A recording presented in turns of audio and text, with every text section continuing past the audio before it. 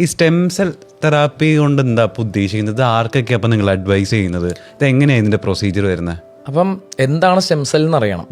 Regenerative medicine 3 ടൈപ്പിൽ വേണമെങ്കിൽ നമുക്ക് ക്ലാസിഫൈ ചെയ്യാം. ഒന്ന് ബ്ലഡ് ഡിറൈവ്ഡ്, ബ്ലഡിൽ നിന്നുള്ള പ്രോഡക്ട്സ്, പിന്നെ മജ്ജ അല്ലെങ്കിൽ കൊഴുപ്പ്, അഡിപ്പോസ് ടിഷ്യൂ. അപ്പോൾ മജ്ജയെന്നോ കൊഴുപ്പിൽ നിന്ന് എടുക്കുന്ന നമുക്ക് കൂടുതൽ സ്റ്റെം സെൽസാണ് കിട്ടുക. സ്റ്റെം സെൽ എന്ന് പറഞ്ഞാൽ എന്താണ്?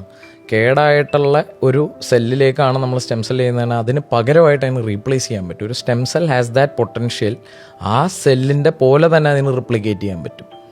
അപ്പോൾ അതാണ് ജനിച്ചു വീഴുന്ന കുട്ടികളുടെ ഈ പൊക്കിൾ കൂടി ഏറ്റവും കൂടുതൽ സൂക്ഷിച്ചു വെക്കുന്നതിൻ്റെ കാരണം.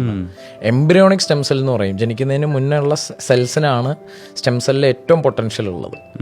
അത് ടോട്ടിപ്പൊട്ടൻ്റ് എന്ന് പറയും. ടോട്ടിപ്പൊട്ടൻ്റ് എന്ന് പറഞ്ഞാൽ ഇതൊന്നും സാധാരണക്കാർക്ക് മനസ്സിലാവില്ല. എന്നാൽ എന്ത് സെല്ലാണോ ആ സെല്ലായിട്ട് അതിനെ ഡിവൈഡ് ചെയ്യാനോ മൾട്ടിപ്ലൈ ചെയ്യാനോ പറ്റും. കുട്ടികൾ വലുതാവും തോറും, അഡൽസ് ആവും തോറും ഈ സ്റ്റെം സെല്ലിൻ്റെ പൊട്ടൻഷ്യൽ കുറഞ്ഞു വരും. അതിന് യൂണിപൊട്ടൻ്റ് എന്ന് പറയും. ഒരു സെല്ല് ഇട്ടാൽ ആ ഒരു സെല്ലായിട്ട് മാത്രമേ പിന്നെ അതിന് ട്രാൻസ്ഫോം ചെയ്യാൻ പറ്റുള്ളൂ. അതേസമയത്ത് ജനിച്ചു വീഴുന്ന കുട്ടിയുടെ സ്റ്റെം സെൽസ് കുറച്ചും കൂടി ആക്റ്റീവ് ആയിരിക്കും and it is more effective. അപ്പോൾ അതിന് ഈ മൾട്ടിപ്ലിക്കേഷൻ പൊട്ടൻഷ്യൽ കൂടുതലായിരിക്കും. അതാണ് അതിനുള്ള റീസൺ. അപ്പോൾ stem cell is very effective.